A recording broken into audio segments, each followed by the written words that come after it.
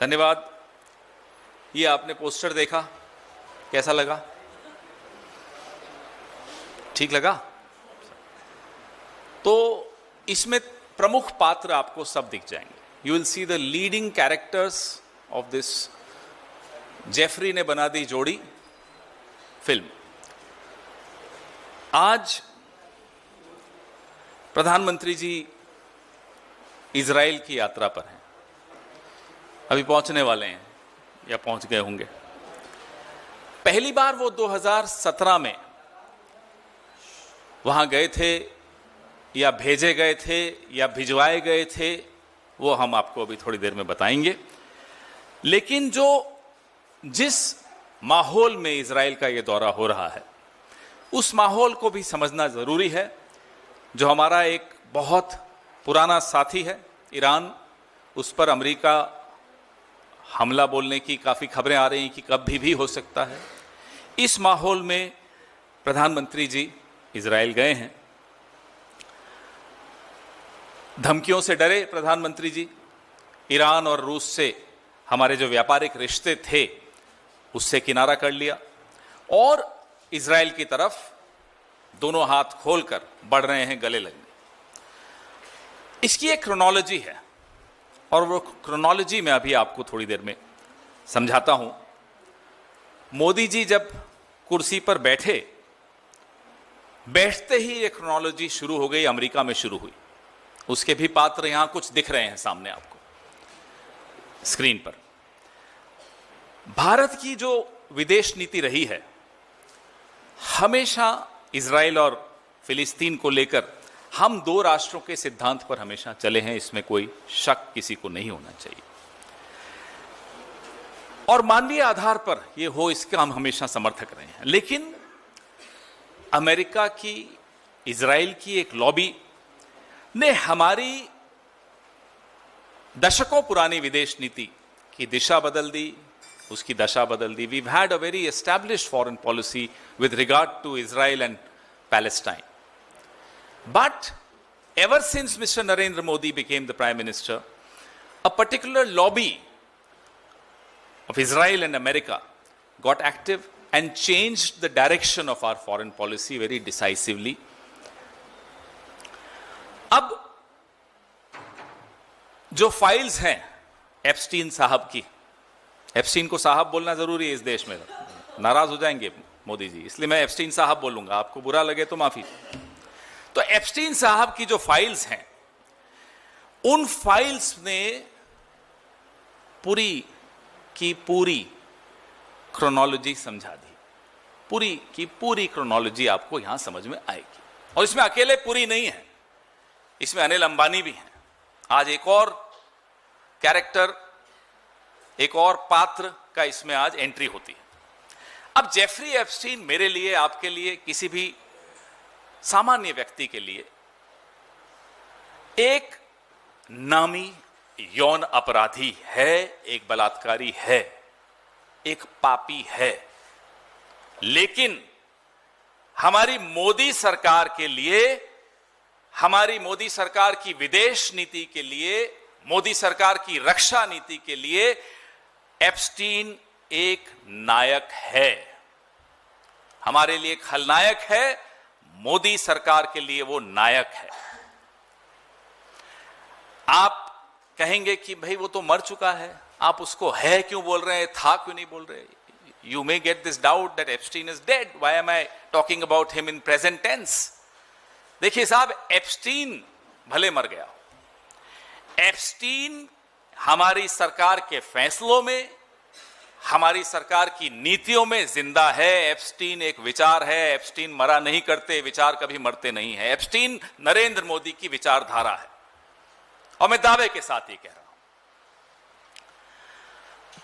अब मैं जब क्रोनोलॉजी पे आऊं तो 2014 से 17 के बीच एप्स्टीन और हरदीप पुरी की कम्युनिकेशन, एप्स्टीन और अनिल अंबानी की कम्युनिकेशन, इस सब पे मैं भी आऊंगा, पूरी क्रोनोलॉजी समझाऊंगा आपको।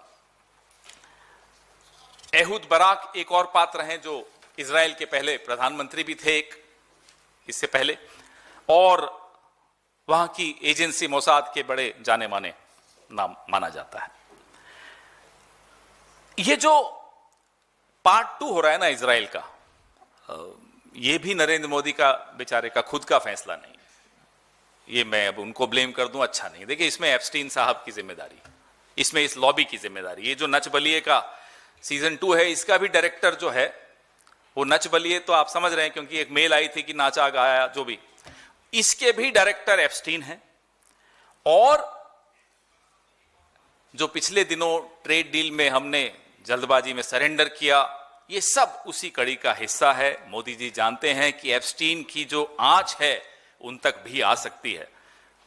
पुरी, हरदीप पुरी सिर्फ एक प्यादा है, कहानी उससे ज्यादा है। अभी थोड़े दिन पहले मैं सुन रहा था, 17 फरवरी की बात है, अभी कुछ दिन पहले मोदी जी ने भाषण दिया कि मैंने स्कूल में एक रोबोट बनाया था और उस रोबोट बनाने के लिए मुझे मेडल मिला। ये मोदी जी बोले।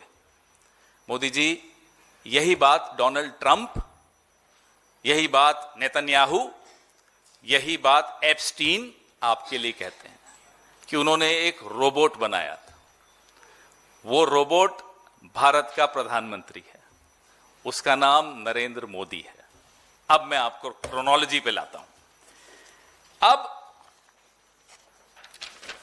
4 जनवरी 2017, बहुत ध्यान से सुनिएगा, लंबी प्रेस कॉन्फ्रेंस है, पहले ही चेतावनी दे रहा हूं। 4 जनवरी 2017 को हमारे प्रिय हरदीप सिंह पुरी लिखते हैं जेफरी एप्स्टीन को कि मुझे आपसे मिलना है। तारीख 4 जनवरी 2017।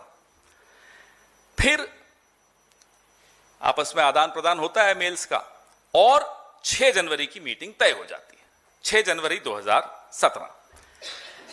इसके तुरंत बाद जेफरी एप्स्टीन दीपक चोपड़ा को मेल करते हैं। वो गुरु है, सुना मैंने कोई दीपक चोपड़ा, विश्व गुरु तो यहां है, एक गुरु वहां भी है, कि ये अंबानी के बारे में मुझे कुछ बताइए, अनिल अंबानी के बारे में कुछ बताइए। अनिल अंबानी से दोस्ती की फिराक में जेफरी एप्स्टीन हरदीप पुरी से इस मीटिंग के बाद जांच पड़ताल शुरू कर देते हैं, खोजबीन शुरू कर देते हैं कि अनिल अंबानी से कैसे मिलें। बड़ी महत्वपूर्ण बात है ये। और 21 फरवरी 2017 को फिर अनिल अंबानी और जेफरी एप्स्टीन की मुलाकात होती है। शुरू कहां से हुआ? हरदीप पुरी इनसे मिले एप्स्टीन से 6 जनवरी को। आप खुद समझ जाइए कि क्या सलाह दी होगी, आप खुद समझ जाइए कि क्या संदेश दिया होगा, आप खुद समझ जाइए कि किसकी तरफ से वो संदेश दिया होगा। हरदीप पुरी खुद तो अनिल अंबानी का नाम ले लेंगे, अपनी तरफ से तो नहीं लेंगे, हम ये उम्मीद करेंगे। तो किसी का संदेश था जो हरदीप पुरी ने एप्स्टीन को 6 जनवरी 2017 को दिया। उसके तुरंत बाद जेफरी एप्स्टीन अनिल अंबानी को ढूंढने निकल पड़े, दीपक चोपड़ा की मदद ली, और भी लोगों की मदद ली होगी। अब सिलसिला शुरू होता है एप्स्टीन और अनिल अंबानी का। अनिल अंबानी जो कि नरेंद्र मोदी के बहुत पुराने दोस्त हैं, शायद गौतम अडानी से भी पुराने दोस्त। 23 फरवरी को जेफरी एप्स्टीन, ये सब 2017 की सीरीज चल रही है अभी, अब तक जो मैंने प्रेस वार्ताएं की 2014 तक की थी, अब मैं और आगे बढ़ा। 23 फरवरी 2017 को जेफरी एप्स्टीन अनिल अंबानी को लिखते हैं, in the email I sent you Ehud Barak's contact details, in my experience a level above the rest. Ehud Barak का परिचय जेफरी एप्स्टीन अनिल अंबानी से करवाते हैं। मैं फिर से दोहराता हूं, नंबर 1, हरदीप पुरी एप्स्टीन से मिलते हैं। मिलने की उस मुलाकात के तुरंत बाद एप्स्टीन अनिल अंबानी को ढूंढते हैं, अनिल अंबानी से मुलाकात होती है। फिर एप्स्टीन अनिल अंबानी को ईमेल के माध्यम से एहुद बराक, भूतपूर्व प्रधानमंत्री इजराइल के, उनसे मिलवाते हैं। अब आ जाइए साहब 2017 के 1 महीना और आगे बढ़े। 2 मार्च को अनिल अंबानी जेफरी एप्स्टीन को 3:11 पे एक मेल भेजते हैं। Will need your guidance on dealing with white house for India's relationship and defence cooperation. ये किसके बिहाफ पे लिखा जा रहा है?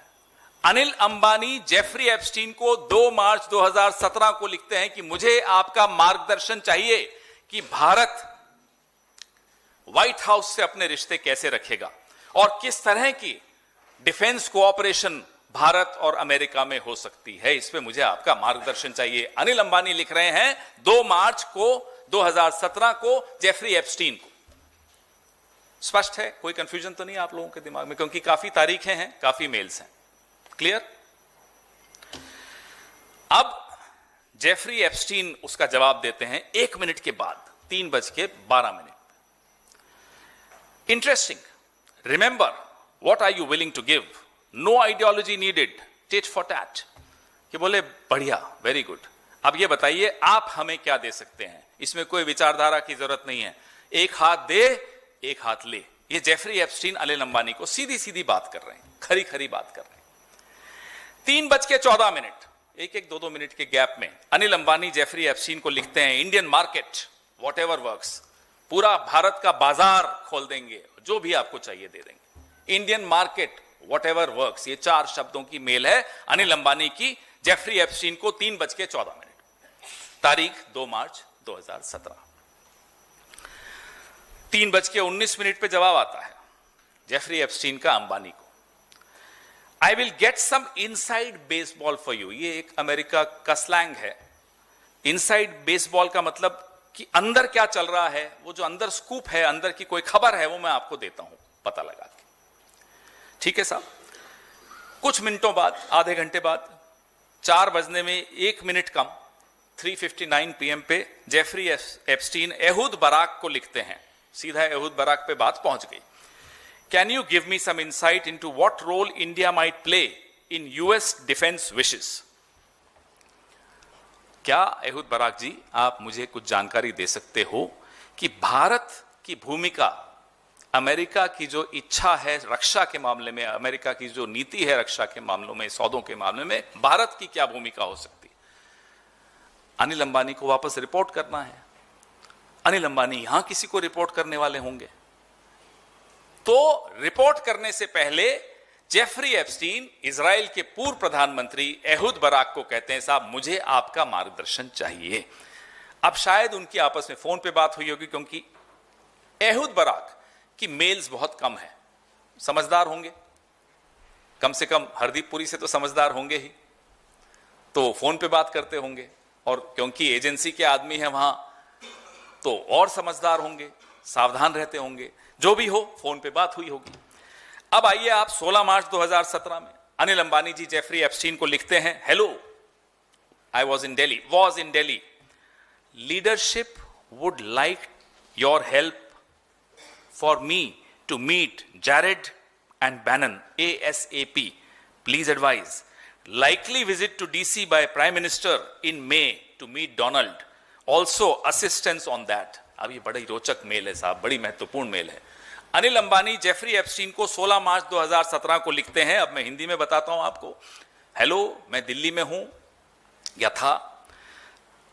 नेतृत्व, भारत सरकार नेतृत्व आपकी मदद चाहता है कि मैं जैरेड कुशनर, डोनाल्ड ट्रंप के दामाद, और स्टीव बैनन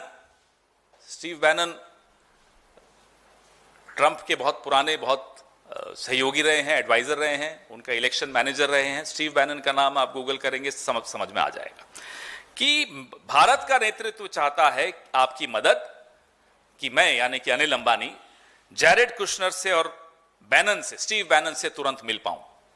प्लीज एडवाइस, सलाह दीजिए। प्रधानमंत्री शायद मई में वॉशिंगटन जाएंगे, डोनाल्ड ट्रंप से मिलेंगे, उसमें भी मुझे आपकी मदद चाहिए। ये अनिल अंबानी लिख रहे हैं जेफरी एप्स्टीन को। उसके बाद मेल्स में है एक्सचेंज कि किस नंबर पे बात करूं, फिर नंबर पे बात हुई होगी। उन कॉन्वर्सेशंस में क्या हुआ, उन कॉल्स में क्या हुआ, हमें नहीं मालूम, इसलिए उस पर मैं कोई स्पेकुलेशन नहीं करूंगा। अब आइए 29 मार्च 2017 अंबानी साहब लिखते हैं जेफरी एप्स्टीन को, the White House announce yesterday PM Modi's trip to DC, can you tell me when and the dates, thanks. कि व्हाइट हाउस से एक घोषणा हुई है कि प्रधानमंत्री अमेरिका आ रहे हैं, क्या आपको मालूम है डेट्स क्या हैं? ये किसके बिहाफ पे पूछ रहे हैं हमें नहीं मालूम। इस सब में फॉरेन ऑफिस का कोई रोल नहीं है, इस सब में मिनिस्ट्री ऑफ एक्सटर्नल अफेयर्स की कोई भूमिका नहीं है, इस सब में भारत के राजदूत दरकिनार बैठे हुए हैं, कभी हरदीप पुरी, कभी अनिल अंबानी, एप्स्टीन साहब तो हैं ही। इस तरह से हमारी विदेश नीति चल रही है आज भी। 2014 से लेकर आज तक ये लोग हमारी विदेश नीति चला रहे हैं। खून नहीं खोलता आपका? मुझे बताइए। जेफरी एप्स्टीन का जवाब सुनिए उसी दिन, कुछ मिनट बाद, I am told it is a part of the Israel strategy. Bharat की इजराइल स्ट्रैटेजी का निर्णय के कॉन्टोर्स का फ्रेमवर्क ऐसे तय हो रहा है। आज प्रधानमंत्री इजराइल जा रहे हैं ना, ये ऐसे तय हो रहा है। जेफरी एप्स्टीन ने तय किया। ये नींव जो डली 2014 के बाद भारत और इजराइल के संबंधों की, ये जेफरी एप्स्टीन ने तय किया। ये नींव उसने डाली। Ehud Barak, Jeffrey Epstein, Anil Ambani, Hardeep Puri, ऐसे बनी हमारी विदेश नीति।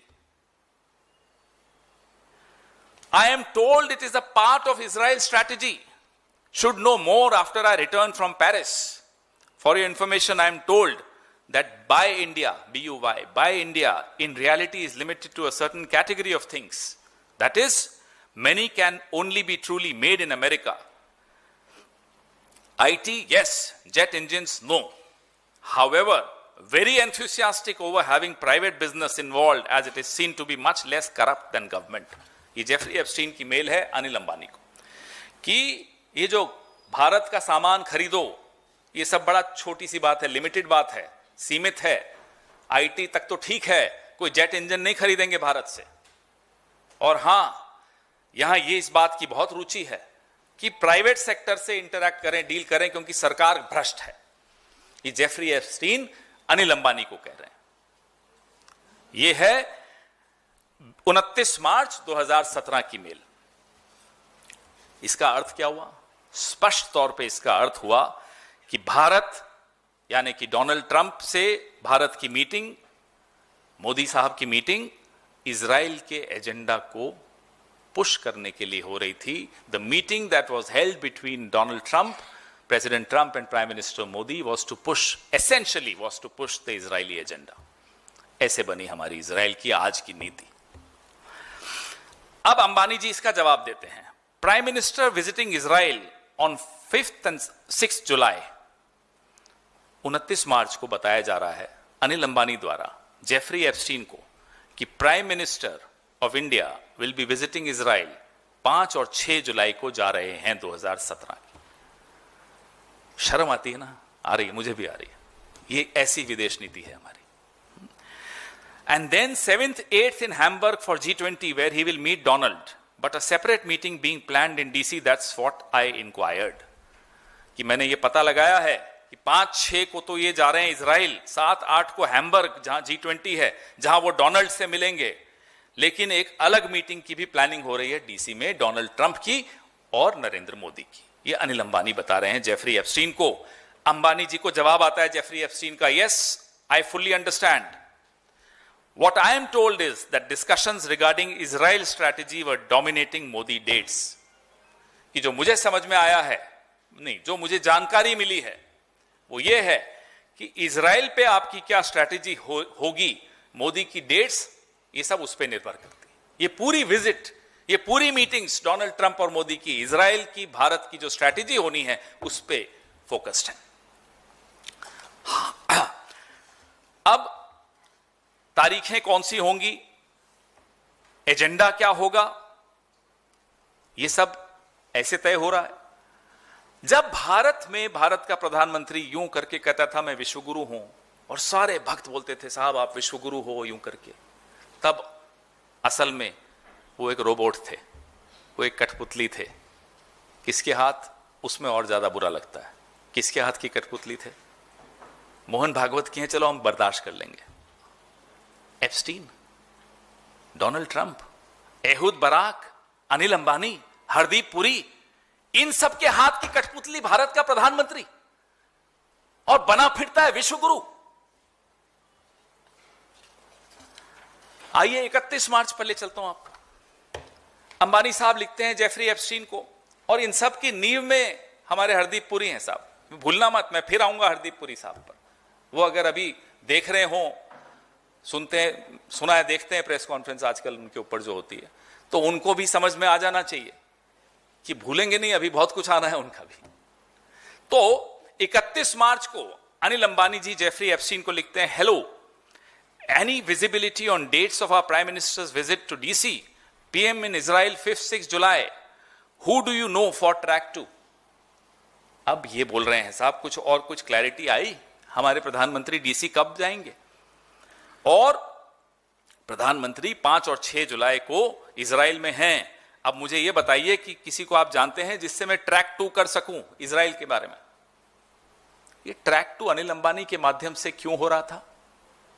ट्रैक 2 में भी बहुत स्थापित लोग हैं। अब हमारे सवाल भी हैं इस पर्टिकुलर मेल पर, इस मुद्दे पर मैं थोड़ा रुकता हूं। क्या एहूद बराक ट्रैक 2 था? क्योंकि थोड़ी देर पहले मैंने आपको बताया कि एप्स्टीन अनिल अंबानी को एहूद बराक से इंट्रोडक्शन दे रहा है, परिचय करवा रहा है।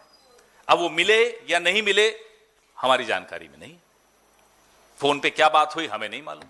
लेकिन ये जो आपके सामने है, फिर जेफरी अंबानी जी को कहता है लेट्स टॉक ऑन फोन।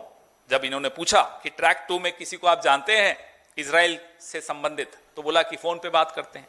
फिर उन्होंने क्या बात की हमें नहीं मालूम। 19 मई 2017 एहूद बराक उस दिन न्यूयॉर्क वापस लौट रहे हैं। उस दिन सुबह 10:30 बजे जेफरी एप्स्टीन मिलते हैं हमारे प्रिय हरदीप सिंह पुरी से। 19 मई 2017 सुबह 10:30 बजे न्यूयॉर्क में जेफरी एप्स्टीन हरदीप पुरी से मिलते हैं और एहूद बराक से 5 बजे मिलते हैं। 23 मई को जेफरी एप्स्टीन अनिल अंबानी से मिलते हैं। लगातार ये मीटिंग्स चल रही हैं, लगातार मेल्स चल रही हैं। ये ट्रायंगल, ये एक अजीब सा ट्रायंगल बना हुआ है, अनिल अंबानी, हरदीप पुरी, एहूद बराक, और उस ट्रायंगल के बीच में है जेफरी एप्स्टीन। ये हमारी विदेश नीति का ट्रायंगल है, और यही ट्रायंगल हरदीप पुरी का सुरक्षा कवच भी बना हुआ है। अभी तक कैबिनेट में इसीलिए बैठे हैं, इसी ट्रायंगल ने बचा के रखा है। 5 जून को हरदीप पुरी जेफरी एप्स्टीन को लिखते हैं, Jeff, if you are back in town I would like to drop by for a chat. क्या अगर आप शहर में हैं तो मैं आकर मिलना चाहता हूं, आपसे बात करना चाहता हूं। 6 जून को जेफरी एप्स्टीन जवाब देते हैं, फोन टुमारो, आई रिटर्न 15th, कि सुबह कल बात करते हैं, मैं 15 को लौट रहा हूं। और उसके बाद लिखते हैं Jeffrey Epstein, the Middle East did not go well, I have some strong views. ये मैं पहले भी आपको बता चुका हूं, आज इसके बारे में और बताता हूं। जेफरी एप्स्टीन की जो भाषा, जो टोन है इस मेल की, थोड़ी नाराज है कि मैं खुश नहीं हूं, जो मिडल ईस्ट वाला हुआ वो ठीक नहीं हुआ, मेरा इसके मामले में कुछ अलग स्ट्रॉन्ग ओपिनियन है। क्या हुआ था साहब? 15 से 18 मई 2017 में महमूद अब्बास, फिलिस्तीन के राष्ट्राध्यक्ष, भारत आए थे। ये बात अमेरिका को पसंद नहीं आई, ये बात एप्स्टीन को तो बिल्कुल पसंद नहीं आई, ये बात नेतन्याहू को पसंद नहीं आई, ये बात एहूद बराक को पसंद नहीं आई, और उन्होंने अपनी नाराजगी जाहिर की रोबोट जूनियर हरदीप सिंह पुरी से। रोबोट सीनियर तो आपको मैंने बता दिया, बाल नरेंद्र ने जब रोबोट बनाया था, बड़ा होकर वो खुद रोबोट बन गया। रोबोट जूनियर हरदीप पुरी को नाराजगी बताई जा रही है, I am not happy, I have strong views. अब 25 और 26 जून 2017 प्रधानमंत्री फाइनली अमेरिका पहुंच गए, और उसके बाद 4 और 6 जुलाई के बीच इजराइल गए। जब वो इजराइल गए, पहले प्रधानमंत्री भारत के जो इजराइल गए थे, पैलेस्टीन नहीं गए। क्यों? क्योंकि रोबोट को वही करता है जो रोबोट को करने को कहा जाता है। यहां भी वही हो रहा है। आइए 6 जुलाई 2017 जेफरी एप्स्टीन, ये बड़ी रोचक बात है, जेफरी एप्स्टीन कतर के एक बिजनेसमैन हैं जाबोर वाई, उनको कहते हैं the Indian prime minister Modi took advice. ये पूरी मैंने आपको क्रोनोलॉजी बताई, कैसे एडवाइस ली, किसके माध्यम से ली। Hardeep Puri, Anil Ambani, Ehud Barak, Epstein सबसे ऊपर। The Indian Prime Minister Modi took advice and danced and sang in Israel for the benefit of the US President. They had met a few weeks ago and it worked. कि मेरी सलाह ली भारत के प्रधानमंत्री मोदी ने और Israel में नाचे गाए, अमेरिकन राष्ट्रपति को खुश किया और वो कारगर साबित हुआ. It worked. अब ये पढ़ने के बाद तो मेरे को आगे बोलने की भी इच्छा नहीं है. मुझे लगता है आपको सुनना भी कुछ जरूरी नहीं बचा. ये हुआ हमारी विदेश नीति के साथ. ये रोबोट प्राइम मिनिस्टर हैं. रोबोट का कंट्रोल गलत हाथों में है तो सही काम कैसे होगा, सही विदेश नीति कैसे बनेगी, सही नीतियां कैसे बनेगी, सही निर्णय कैसे होंगे, यह हमारे मन का में दर्द है. यह हमारे गुस्से का कारण है. इसीलिए हम प्रोटेस्ट करते हैं. आप हमको जेल में डाल देते हैं, हमारे यूथ कांग्रेस वालों को डालो. यह नहीं बर्दाश्त होगा कि भारत, इतनी पुरानी सभ्यता, उसके प्रधानमंत्री का धागा, का कंट्रोल, का रिमोट कंट्रोल एप्स्टीन के हाथों में. कैसे बर्दाश्त होगा?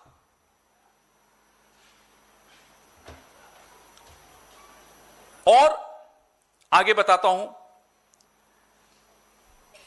यह जो मैंने आपको अभी पढ़ के बताया कि वो सॉन्ग एंड डांस, इसीलिए मैं इसको नच बलिए पार्ट 2 कह रहा हूं. किस तरह से minutely Epstein was watching the trip of mister Narendra Modi to Israel. कितना गहन रूप से वो स्टडी कर रहे थे इस ट्रिप को, ये भी ये बताता है. तो पूरा कंट्रोल किसके हाथ में था वो यहां से मालूम पड़ता है. पूरी रिपोर्ट थी उनकी, कौन बता रहा था उनको, हम ये भी जानना चाहते हैं. अब बहुत रोचक तथ्य अंत में बता रहा हूं क्योंकि आगे कई प्रेस कॉन्फ्रेंसेज इस पे हमें करनी है. 2014 और 17 के बीच जब हरदीप पुरी लगातार एप्स्टीन से मिलते थे, उस दौरान एहूद बराक का एक खास साथी, मोसाद का एक बहुत बड़ा एजेंट योनी कोरेन उसी अपार्टमेंट में रहता था. आप सुन लीजिए साहब, है ना इंटरेस्टिंग बात.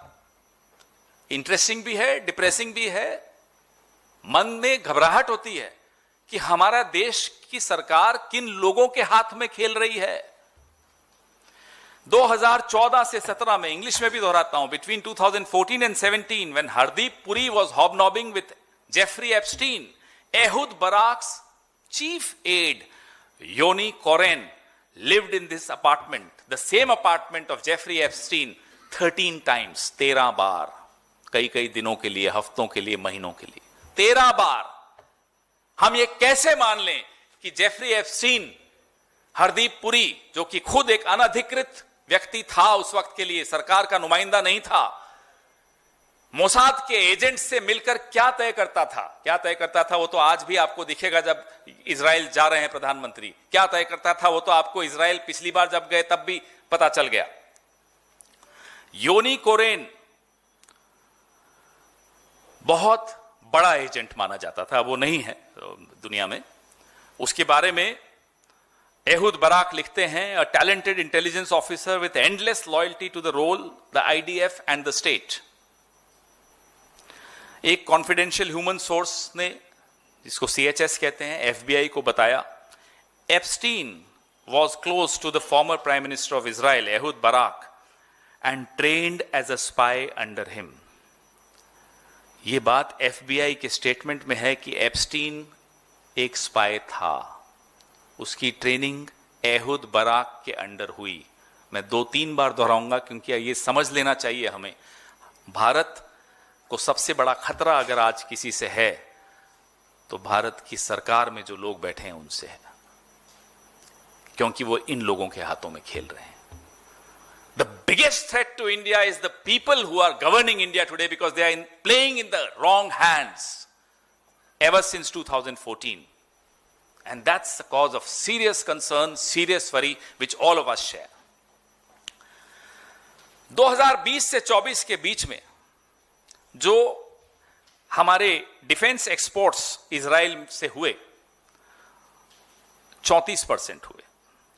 भारत इजराइल के रक्षा बाजार का सबसे बड़ा ग्राहक बनकर उभर गया 2020 से 24 के बीच में. ये क्रोनोलॉजी का नतीजा है, ये वो मेल्स का नतीजा है, ये फोन कॉल्स का नतीजा है, ये उन मीटिंग्स का नतीजा है जो एप्स्टीन के घर पे हरदीप पुरी, एहुद बाराक से करते थे या योनी कोरेन से करते थे। ये उन मीटिंग्स का नतीजा है जो अनिल अंबानी वहां अमेरिका में या फ्रांस में या कहीं भी जाकर करते हो इन सब लोगों से, और यहां आकर दिल्ली में किससे मिलते थे आपको मालूम है। ये नतीजा है। भारत का पैसा, भारत का टैक्स पेयर का पैसा कहां खर्च होगा, हथियारों में, किन हथियारों में, कहां से खरीदने हैं, किसको तय करना चाहिए आप बताइए? भारत की सरकार को, विशेषज्ञों को, ब्यूरोक्रेसी को, ऑफिसर्स को। कौन तय कर रहा था? एप्स्टीन। मेरा आपका पैसा कहां खर्च होगा यह तय एप्स्टीन कर रहा था, और आज भी कर रहा है। वो नहीं है कोई बात नहीं, उसके लोग कर रहे हैं, उसका जो एक ब्लूप्रिंट है उसके माध्यम से हो रहा है, जो फॉर्मुलेशन उसने दी है उस फॉर्मुलेशन के तहत हो रही है। पात्र बदल गए, काम चल रहा है। 2017 में एक मिसाइल सिस्टम एग्रीमेंट हुई $2 बिलियन की, 2017 में अप्रैल में हो गई थी। ये सब इन्वेस्टमेंट्स थी ताकि रिश्ते अच्छे हो जाएं डोनाल्ड ट्रंप से, नेतन्याहू इजराइल से। 2017 naval LR Sam procurement $770 million. List बता रहा हूं क्या क्या हुआ इन मुलाकातों के बाद, इन बातों के बाद। 2017 में, अब बहुत ध्यान से सुनिएगा, आप लोगों के फोन में भी आया था, कुछ लोगों के पेगासस भी हुआ था, हम सबके फोन में आया था, नॉक नॉक पेगासस हियर। यह भी 2017 में हुआ। पेगासस इंटेलिजेंस पैकेज, ये रिपोर्ट्स न्यूयॉर्क टाइम्स में भी छपी कि 2022 की एक इन्वेस्टिगेशन न्यूयॉर्क टाइम्स ने की, उसमें Pegasus spyware missile system were the centre pieces of a broader $2 billion India-Israel defense package agreed during the same period। ये हो रहा था हरदीप पुरी साहब, अनिल अंबानी साहब, एहुद बाराक साहब और सबका मालिक एक एप्स्टीन साहब। ये हो रहा था। 2018 Adani Elbit advance systems India, Adani defence और एल्बिट सिस्टम्स ने एक जॉइंट वेंचर हैदराबाद में बनाया 2018 में, हर्मेस 900 ड्रोन्स बनाने के लिए। यह पहली इजराइल की ड्रोन बनाने की एक इंडस्ट्री लगी, फैक्ट्री लगी, फैसिलिटी लगी जो इजराइल के बाहर है। इजराइल से बाहर ड्रोन बनाने की पहली फैक्ट्री भारत में लगी, हैदराबाद में लगी, 2018 में लगी। मुलाकात कब हुई? 17 में हुई। ये सब बातें जो हो रही थी, ये सब 14 से 17 के बीच में हो रही थी। उसका नतीजा ये निकला। 2020 Negev light machine gun contract. In March 2020 India signed 880 crore contract with Israel weapon industries for Negev light machine guns. 2022 technology cooperation agreement. 2022 Haifa port acquisition. Haifa port Adani ports ने जो अक्वायर किया, ये 2022 में हुआ। 2023 expansion of drone production. 2023 Atharva advance system investments. 2024 defence supply chain integration. 2025 anti submarine warfare collaboration. February 2026 autonomous guard market entry. मेरा और आपका पैसा यहां खर्च हुआ। खर्च करना कैसे होना है, कब करना है, किससे खरीदना है, ये सब किसने तय किया? एप्स्टीन ने तय किया। किसकी मदद ली? हरदीप पुरी साहब की मदद ली, अनिल अंबानी साहब की मदद ली, एहुद बाराक तो उन्हीं का ही है। इजराइल गए हैं प्रधानमंत्री। पार्ट 2 नच बलिए। ये हो रहा है, ये हो रहा है। अब लास्ट में आता हूं। 24 मई 2019 को जेफरी एप्स्टीन स्टीव बैनन को कहते हैं, really interesting Modi meeting, he won with huge mandate, his guy said that no one in Washington speaks to him, however his main enemy is China and their proxy in the region Pakistan, they will host the G20 in 22, totally buys into your vision. Jeffrey Epstein Bannon को कहते हैं कि बहुत अच्छी Modi meeting हुई। अब किसकी हुई हमें नहीं मालूम, ये उन्होंने नहीं लिखा कि मेरी हुई, तो मैं इसमें कुछ नहीं बोल रहा। बहुत बड़े मैंडेट से जीते हैं, उसी वक्त रिजल्ट आया था कुछ दिनों पहले। उनका आदमी कह रहा है कि वॉशिंगटन में हमसे कोई बात नहीं करता और हमारा मेन दुश्मन चाइना और पाकिस्तान है और हम G20 2022 में होस्ट करने वाले हैं। ये सब वो बता रहा है, रिपोर्ट कर रहा है जेफरी एप्स्टीन, व्हाइट हाउस के बहुत इंपॉर्टेंट आदमी स्टीव बैनन को।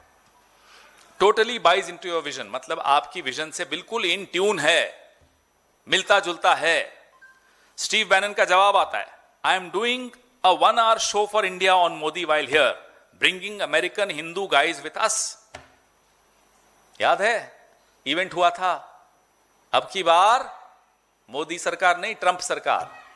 ये यहां भी जेफरी एप्स्टीन साहब, सबका मालिक एक, यहां भी चल रहा है। जेफरी को स्टीव कह रहे हैं, I am doing a 1 hour show for India on Modi while here, bringing American Hindu guys with us. Jeffrey Epstein को बैनन फिर कहता है, you should meet with Modi. Jeffrey Epstein Bannon को कह रहे हैं, आपको मोदी से मिलना चाहिए, आई कैन सेट।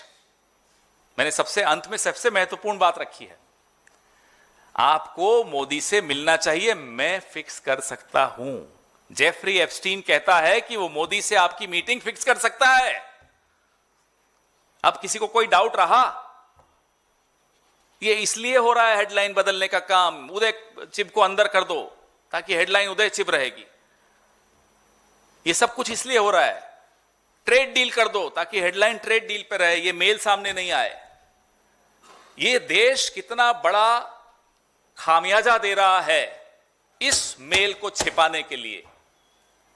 500 बिलियन खरीद दो अमेरिका से, क्यों? क्योंकि ये मेल बाहर नहीं आनी चाहिए, एप्स्टीन की फाइल्स बाहर नहीं आनी चाहिए।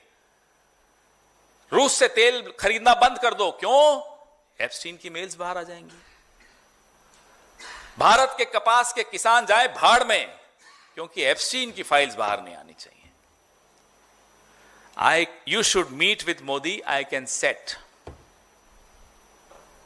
क्या बच गया इसके बाद? कुछ बचा? कोई और प्रेस कॉन्फ्रेंस करने की जरूरत भी है इस मुद्दे पर? आप मुझे बताइए। बैनन का जवाब देता है, प्लीज, मतलब हां करो प्लीज। फिर जेफरी वापस बैनन को जवाब देता है, मोदी ऑन बोर्ड, मोदी सहमत है। अब ये किसके माध्यम से हो रहा है हमें नहीं मालूम, हरदीप पुरी, अनिल अंबानी, कौन, या खुद सीधा जेफरी एप्स्टीन मोदी से, वो हमें नहीं मालूम कौन किससे बात कर रहा है। लेकिन जेफरी एप्स्टीन स्टीव बैनन को कह रहा है, हां डन, मोदी ऑन बोर्ड। छोटी बात नहीं है, ये हुआ, इससे डरे हुए हैं। पीएम इज कॉम्प्रोमाइज, ये 3 शब्द 4 शब्द, उसका पूरा कारण बता रहे हैं आपको हम। Hence the PM is compromised. Therefore the PM is compromised. If Jeffrey Epstein can send a mail to a very responsible White House official, Steve Bannon, the man considered closest to Donald Trump, तो जाहिर सी बात है कि वो जिम्मेदारी से बोल रहा है, गैर जिम्मेदाराना बात तो कर नहीं सकता। वो कह रहा है मोदी ऑन बोर्ड। उसके बाद हुआ हाउडी मोदी, एक बहुत बड़ा मेगा इवेंट हुआ 22 सितंबर 2019 को वो स्टेडियम में, ह्यूस्टन में, टेक्सास में। देखा मोदी जी यूं हाथ फैला फैला के बात कर रहे थे ना, आपने वो धागे नहीं देखे आपको जो उन हाथों को कंट्रोल कर रहे थे। वो स्क्रिप्ट आपको नहीं मालूम कहां से आई थी, आज आपको हमने बताई है। एक robot, a compromised robot is the prime minister of this country who is visiting Israel again today. A puppet prime minister who is afraid, and now we know why he's afraid of America, why he's afraid of Israel. These are the reasons he's afraid of Israel.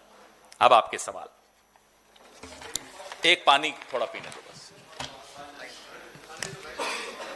Very first question from here, sir, that being a Congress spokesperson, you are saying that PM is compromised, and BJP right now has done a press conference. Piyush Goyal is saying that whole Gandhi family is compromised. Don't you think that the real issues are being compromised of the nation? Well, I'm sorry, it's not the Gandhi family or the Congress party who is in power right now. People who are in power I have shown you how they are compromised with evidence, not just the circumstantial evidence. Now we have the evidence right here. Forget Piyush Goyal. वो बाल blow dry करके आए थे आज या नहीं आए थे? अच्छा, गुड, क्योंकि पिछले 10 दिन तो हम ढूंढ रहे थे उनको। वो रात को 12-12, 1-1 बजे ब्लो ड्राई करके आ जाते थे, राहुल गांधी ये है, राहुल गांधी वो है। अरे भाई, ट्रेड डील के बारे में बताइए, 18 दिन क्यों नहीं रुक पाए थे? किसने आपको गन पॉइंट पे ट्रेड डील फाइनल करने को कहा? अपने मंत्रालय के जवाब नहीं दिए होंगे उन्होंने। हाँ, तो फिर देख लीजिए, ये हालत है। खेरा साहब, but Jagdish Puri is under ED scanner. ED is raiding him. Who is Jagdish Puri? Sorry, Hardeep Puri. I don't know. Is he under ED scanner? I think I don't know about that. We can find out. होता नहीं है इस सरकार में, अपने लोगों को protect किया जाता है। definitely Anil Ambani is. Anil Ambani का तो आप देख ही रहे हो, फिर भी बाहर तो है ना, अंदर तो नहीं हुए ना। But he has been served notice. So we'll have now. Please find out what went wrong where. ये सब जो ईडी और ये सब ट्रबल शुरू हुए अनिल अंबानी के, कब से शुरू हुए? एप्स्टीन फाइल्स का जिक्र जब शुरू हुआ तब से शुरू हुए। ये सब तो अब आपको भी पता लगाना चाहिए। हाँ जी,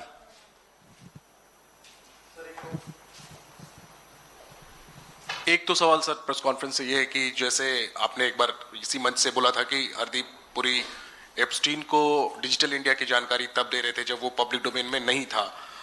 इसके अलावा जो आज की आपकी प्रेस कॉन्फ्रेंस है कि अनिल अंबानी एप्स्टीन से बातचीत जो कर रहे थे पीएम के इजराइल दौरे के बारे में या फिर अमेरिका दौरे के बारे में, क्या इसमें भी कुछ ऐसी बात है कि पब्लिक डोमेन से पहले कोई जानकारी दी जा रही थी, या फिर एक इसको ऐसे भी देखा जा सकता है कि एक उद्योगपति एक लॉबिस्ट से जनरल बातचीत कर रहा है जिसको आप लोग पॉलिटिसाइज करने की कोशिश कर रहे हैं? कैसे जनरल बात है जब वो कह रहे हैं, डेट्स बता रहे हैं, इस तारीख को वहां जा रहे हैं, स्ट्रैटेजी क्या होनी चाहिए, डिफेंस स्ट्रैटेजी भारत की क्या होनी चाहिए, वो सब बातें आप पूछ रहे हैं। और फिर उसके बाद जब प्रधानमंत्री जाते हैं तो वही सारी डील्स हो रही हैं इजराइल के साथ। तो बचा क्या फिर?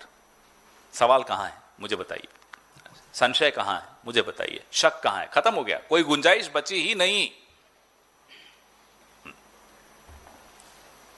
सर जो एप्स्टीन फाइल्स हैं उसको लेके बिल गेट्स ने माफ़ी मांगी है अपने एम्प्लॉयज से एक टाउन हॉल में, और कहा है कि मेरे जो लिंक्स थे एप्स्टीन से उसके लिए मैं माफ़ी मांगता हूं। हालांकि जो क्राइम है एप्स्टीन का उससे उन्होंने कहा है कि उससे मेरा कोई लेना देना नहीं है, पर जो भी उनसे कॉन्टैक्ट्स थे उसको लेके माफ़ी मांगी है। तो अभी जो लेटेस्ट ट्रांच है, काफ़ी सारी इंडिया को लिंक करते हुए आपने ईमेल्स बताई, इंडिया के लोगों में लिंक करते हुए ईमेल्स आई हैं। क्या आपको लगता है कि यहाँ पे जिस तरह से हरदीप पुरी का नाम आया उनको माफ़ी मांगनी चाहिए? और दूसरा कि इस पूरे मसले को लेके डोनाल्ड ट्रंप साहब ने मतलब अभी पाकिस्तान को लेके जो बोला है कि मेरी बात हुई थी और पाकिस्तान पीएम उस ने, पे बाद में आते हैं। हाँ, तो एप्स्टीन को लेके देखिए, पूरे विश्व में इस्तीफे हो रहे हैं और बहुत दुखद है कि एक सुसाइड भी हुई नॉर्वे में,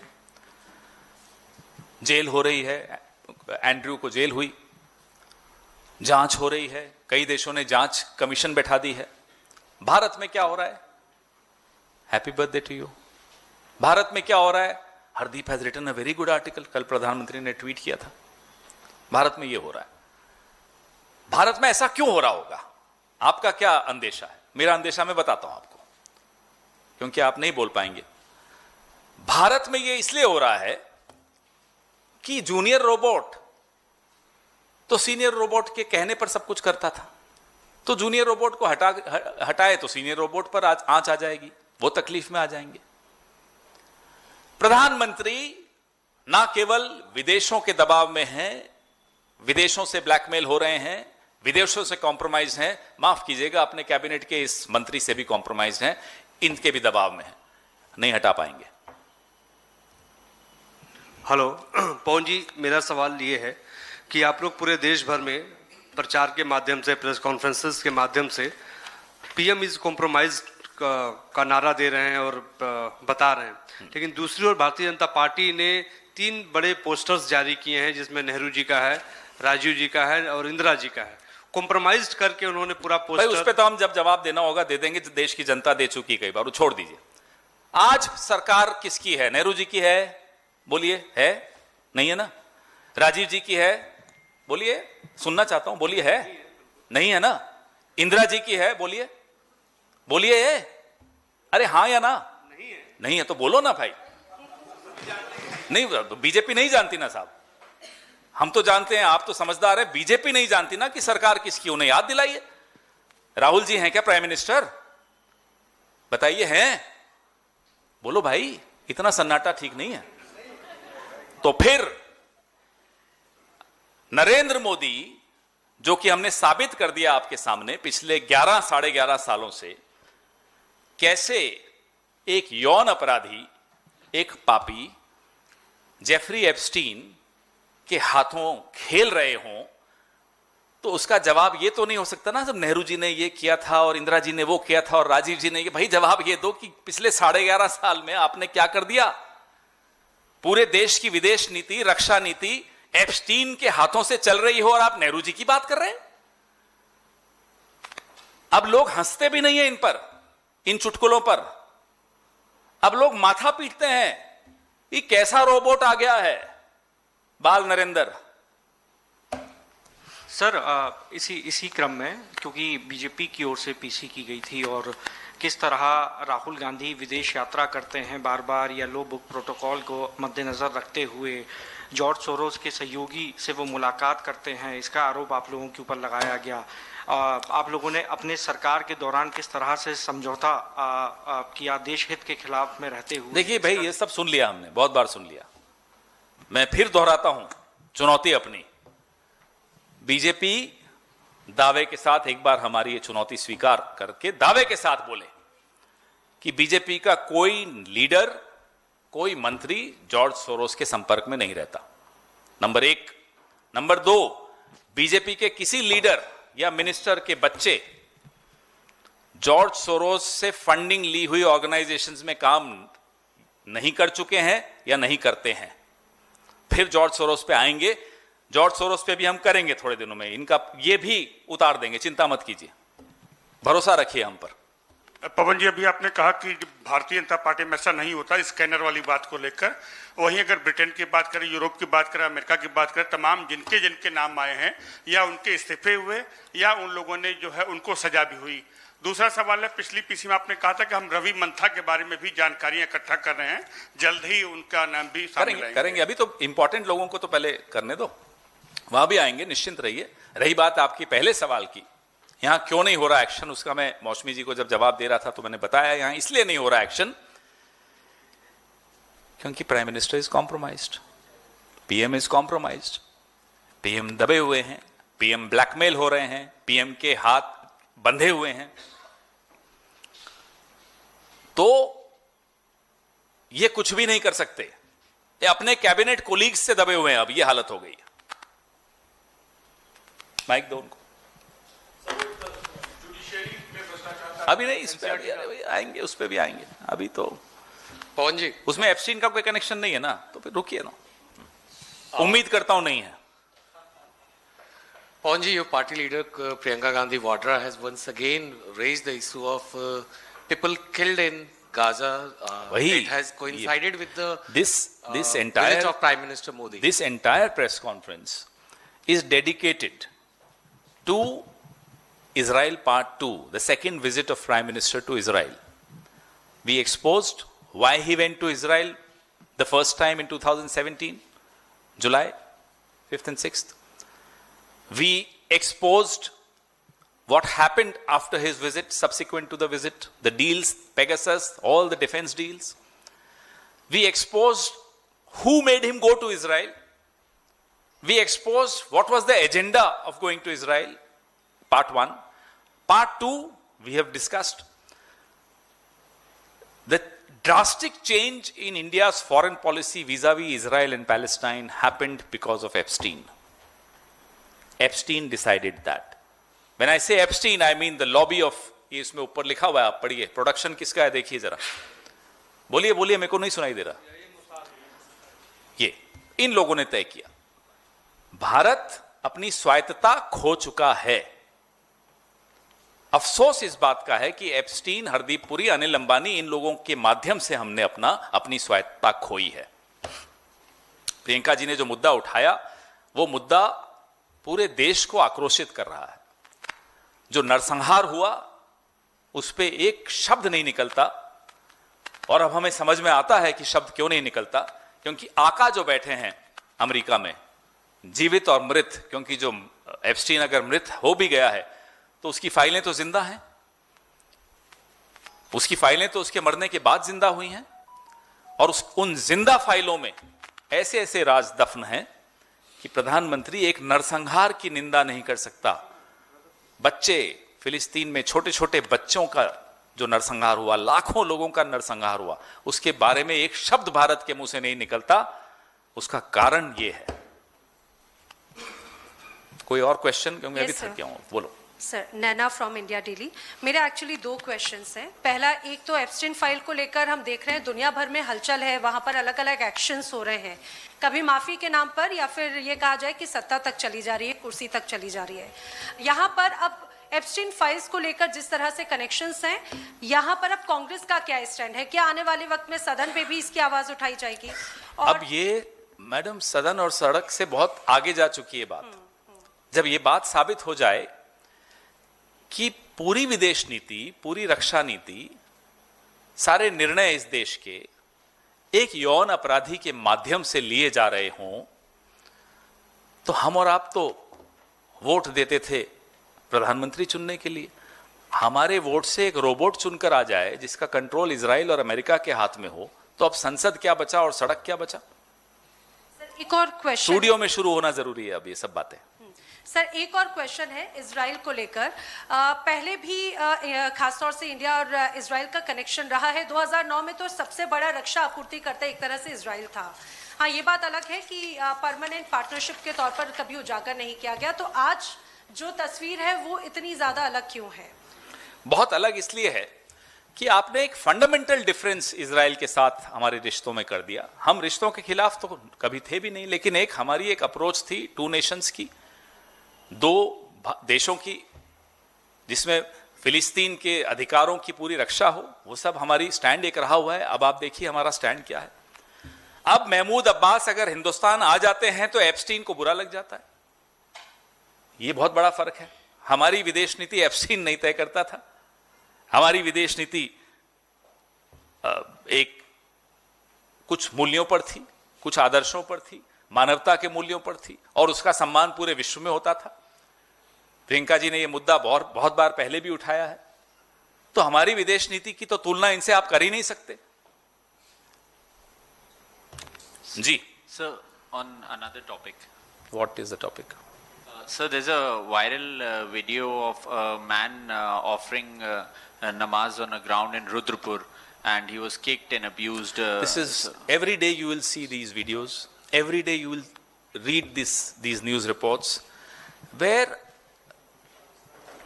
I mean it's painful to see that a person belonging to a minority community, a Muslim community, practicing roza, he's fasting, wants to offer his namaz. He's doing it in a field, not disturbing anyone. And the way he was kicked, 2 days ago it happened in Uttar Pradesh. A minor scuffle on the road, which normally happens and we sort it out. 3 Muslims were bashed up badly. Now we have to ask our government, what is the kind of atmosphere, the environment that you've created? But I'm very proud of Rajasthan, the state where I come from, where a BJP MP was distributing blankets to the poor, and suddenly he realized that some Muslim women have taken the blankets. He took the blankets back from those Muslim women just because they were Muslim. And why I am proud of my state is that Hindu community got together, returned all the blankets back to that BJP, that shameless BJP MP. I'm very proud of the Youth Congress in Rajasthan. They went and distributed blankets to the poor, irrespective of which caste, which religion they were from. Poverty has no caste, no religion. But the atmosphere of absolute hatred that Mr. Narendra Modi has created in this country is something which we are all ashamed of. You and I should be ashamed of. It's an ancient civilization. It cannot get insecure by anyone, from anyone. It's the government which is insecure. It's the RSS ideology which is insecure. And they have every reason to be insecure. Because they have no feet to stand on. आप insecure हैं, आप असुरक्षित हैं, मतलब थोड़ी कि भारत की सभ्यता असुरक्षित हो गई। अरे जहां कबीर चले, नानक चले, गौतम बुद्ध चले, महावीर स्वामी चले, वहां सभ्यता असुरक्षित हो जाएगी एक मुसलमान के नमाज पढ़ने से? अपने खेत में जहां वो मजदूरी कर रहा है, वहां वो नमाज पढ़ रहा है, उसकी पिटाई हो रही है। ये सभ्यता क्या असुरक्षित हो जाएगी? एक मुसलमान गरीब महिला को कंबल मिल गया तो असुरक्षित हो गए आप। लानत है इस पार्टी पर, लानत है मोहन भागवत पर, लानत है आरएसएस पर। यह देश इन सबसे बहुत बड़ा है, बहुत पुराना है। ये चले जाएंगे, इनका नाम लेने वाला कोई नहीं रहेगा। ये इतिहास के कचरा पात्र में मिलेंगे ये सब लोग, इनकी करतूतों की वजह से।